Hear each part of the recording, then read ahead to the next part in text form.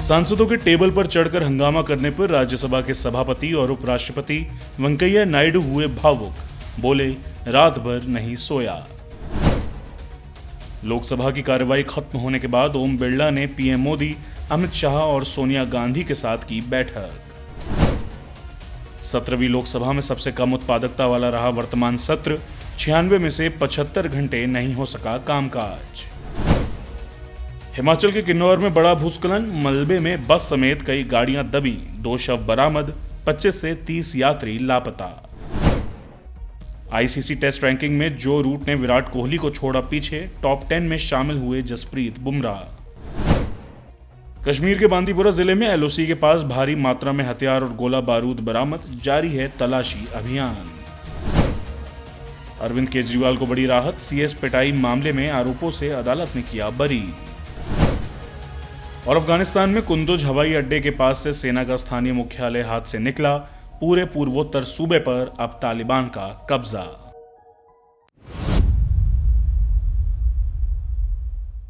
Corona संक्रमण की दूसरी लहर के कम होने के बाद लेबर फोर्स पार्टिसिपेशन रेट और एम्प्लॉयमेंट रेट दोनों ही में सुधार देखा गया है, लेकिन नौकरी की क्वालिटी कमजोर हुई है। मसलन महामारी की लहरों में नौकरी पेशा वालों पर गाज गिरी है और ये वर्ग महामारी से नहीं उबर पाया है। सैलरीड क्लास वालों की नौकरी में कोई खास सुधार नहीं हुआ है। महामारी की दूसरी लहर के बाद लेबर फोर्स पार्टिसिपेशन रेट और एम्प्लॉयमेंट रेट में सुधार दिहाड़ी और खेतीहर मजदूरों की वजह से हो रहा है।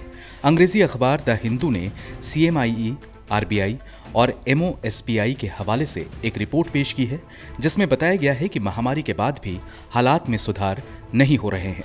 मसलन रिपोर्ट में 2012 से जुलाई 2021 तक के आंकड़े दिए गए हैं, जिसके मुताबिक रोजगार जहां बढ़ रहा था वो अब घट रहा है। एक सर्वे के मुताबिक 80% लोग मानते हैं कि रोजगार के हालात महामारी की वजह से बिगड़ गए हैं। इसकी वजह से देश की अर्थव्यवस्था की हालत भी बिगड़ रही है। सर्वे में शामिल 70% से ज्यादा लोग मानते हैं कि महामारी की वजह से देश की अर्थव्यवस्था की हालत बिगड़ रही है। महामारी में अर्थव्यवस्था की हालत बिगड़ने और रोजगार की हालत खराब होने की वजह से लोगों की आय में कमी आई है। सर्वे के मुताबिक 65% से ज्यादा लोग मानते हैं कि महामारी के बाद उनके इनकम में कमी आई है। एक तरफ तो लोगों का इनकम कम हो ही रहा है, लेकिन दूसरी तरफ सामानों की कीमतें भी बढ़ रही हैं। ऐसे में लोगों के कॉन्फिडेंस लेवल में भी गिरावट देखी गई है। रिजर्व बैंक ने हाल ही में एक रिपोर्ट जारी कर बताया था कि कंज्यूमर कॉन्फिडेंस इंडेक्स जुलाई महीने में गिरकर 48.6 पर आ गया है। CCI का गिरना लोगों की नौकरियां और इनकम में कमी और महंगाई बढ़ने की आशंका को बढ़ाती है। CCS आर्थिक प्रदर्शन विशेष रूप से निजी खपत का एक उपयोगी संकेतक है। ऐसे में ये कहना भ्रामक है कि पूरी अर्थव्यवस्था में सुधार आ रहा है। ब्यूरो रिपोर्ट, गो न्यूज। विवादित इलेक्टोरल बॉन्ड को मानो भारतीय जनता पार्टी ने हाईजैक कर लिया है। पिछले 17 चरणों में इसकी बिक्री के अगर आंकड़े देखें तो हर बार कॉरपोरेट और इंडिविजुअल से बीजेपी को सबसे ज्यादा चंदा मिला है। मसलन एक रिपोर्ट के मुताबिक बीजेपी को साल 2019 में इलेक्टोरल बॉन्ड के जरिए सबसे ज्यादा चंदा मिला और चंदे में 76% की बढ़त देखी गई। अगर आंकड़ों पर गौर करें तो पिछले 3 सालों में भारतीय जनता पार्टी को इलेक्टोरल बॉन्ड के जरिए 4,215 करोड़ रुपए का चंदा मिला है। इनमें वित्त वर्ष 2017-18 में 210 करोड़, 2018-19 में 1,450 करोड़ और एक अंग्रेजी दैनिक की रिपोर्ट के मुताबिक 2019-20 में पार्टी को 2,555 करोड़ रुपए का चंदा मिला। जबकि दूसरी तरफ अन्य राजनीतिक दलों को इलेक्टोरल बॉन्ड के जरिए कम चंदा मिला, जो ऊंट के मुंह में जीरा साबित होता है। मसलन कांग्रेस को पिछले 3 सालों में इलेक्टोरल बॉन्ड के जरिए 706.12 करोड़ रुपए का चंदा मिला है। इसी तरह टीएमसी को 197.46 करोड़ रुपए, शरद पवार की पार्टी एनसीपी को करीब 60 करोड़ रुपए और आम आदमी पार्टी को 18 करोड़ रुपए इलेक्टोरल बॉन्ड के जरिए उद्योगपतियों या इंडिविजुअल से चंदे के तौर पर मिले हैं। इलेक्शन वॉच ADR की रिपोर्ट में बताया गया है कि मार्च 2018 से जुलाई 2021 के बीच 7,380.6 करोड़ रुपए की लागत के 14,363 इलेक्टोरल बॉन्ड बेचे गए हैं। इस दौरान 14,217 बॉन्ड से 7,360 करोड़ रुपए अलग अलग राजनीतिक दलों द्वारा भुनाए गए। रिपोर्ट में यह भी बताया गया है कि राजनीतिक दलों द्वारा इलेक्टोरल बॉन्ड के कुल मूल्य का 60.26% हिस्सा इसी दौरान मार्च 2019 से लेकर मई 2019 की अवधि में भुनाए गए।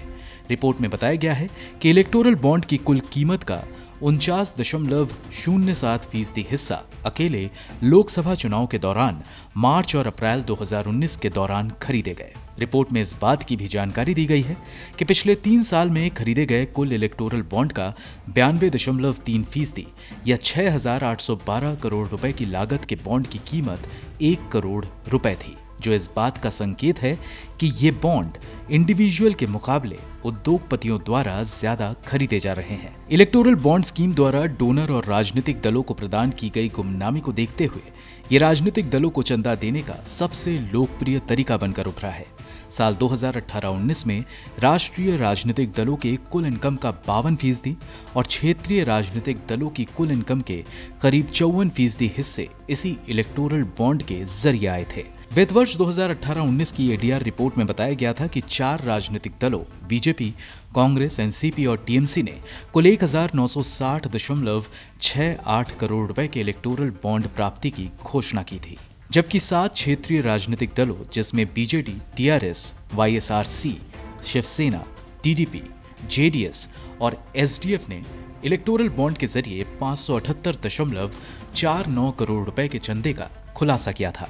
गौरतलब है कि इलेक्टोरल बॉन्ड की बिक्री और इसके इस्तेमाल पर समय समय पर सवाल उठते रहते हैं। पिछले दिनों राज्यों के विधानसभा चुनाव से पहले भी इलेक्टोरल बॉन्ड पर रोक लगाने की सुप्रीम कोर्ट से मांग की गई थी। हालांकि तब सुप्रीम कोर्ट के चीफ जस्टिस रहे एस.ए. बोबडे ने इस पर रोक लगाने से इनकार कर दिया था। सुनवाई के दौरान वकील प्रशांत भूषण ने तब दलील दी थी कि इलेक्टोरल बॉन्ड सत्ताधारी दल को चंदे के नाम पर रिश्वत देकर अपना काम कराने का एक जरिया बन गया है।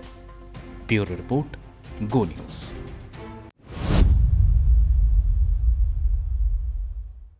यूनाइटेड नेशन की inter government panel on climate change (IPCC) working group 1 की रिपोर्ट में कहा गया है कि अगले कुछ दशकों में पूरे भारत और उपमहाद्वीप में गर्मी और सूखे की वजह से बारिश में बढ़ोतरी और इसके साथ ही चक्रवाती तूफानों में बढ़ोतरी होने की संभावना है।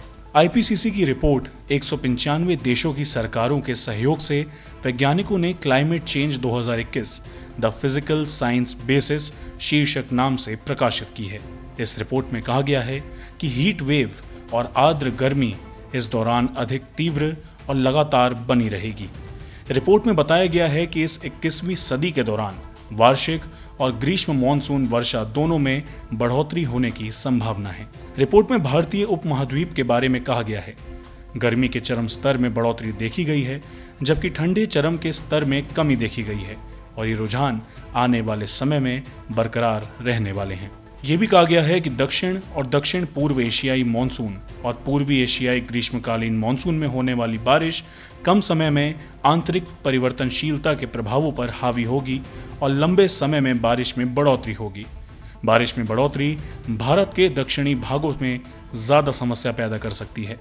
रिपोर्ट के मुताबिक दक्षिण पश्चिमी तट पर साल 1850 से 1900 की तुलना में बारिश लगभग 20% तक बढ़ सकती है। रिपोर्ट के मुताबिक अगर दुनिया 4 डिग्री सेल्सियस गर्म होती है तो भारत में सालाना होने वाली बारिश में 40% की बढ़ोतरी हो सकती है। डॉक्टर फ्रेडरिक ओटो, जो पर्यावरण परिवर्तन संस्थान ऑक्सफोर्ड विश्वविद्यालय के एसोसिएट निदेशक और रिपोर्ट के लेखकों में एक हैं, उन्होंने कहा, रिपोर्ट में महत्वपूर्ण बात यह है कि जलवायु परिवर्तन एक सच है, ग्लोबल वार्मिंग एक सच है और ये कि मानव प्रभाव की वजह से वार्मिंग हुई है और अब ये अच्छी तरह से स्थापित है।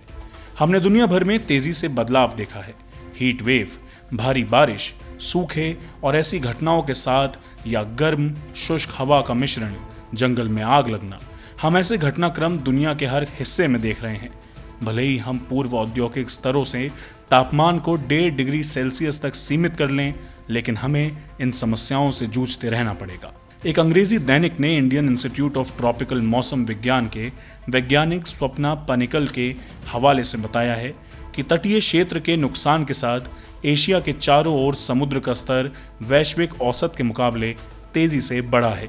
एक्सपर्ट्स बताते हैं कि समुद्र के चरम स्तर में जो पहले 100 साल में एक बार बदलाव होता था, वो 2050 तक हर 6 से 9 साल में बदल सकता है, जबकि साल 2100 तक इसमें हर साल बदलाव देखने को मिल सकता है। उन्होंने कहा कि वैश्विक महासागरों की तुलना में उच्च दर के साथ हिंद महासागर गर्म हो रहा है। जानकारों की माने तो समुद्र के स्तर में वृद्धि में थर्मल विस्तार का 50% योगदान है। हिंद महासागर क्षेत्र में समुद्र का स्तर भी बढ़ रहा है।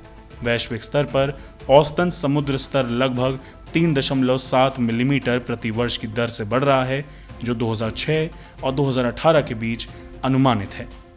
ब्यूरो रिपोर्ट, को न्यूज़।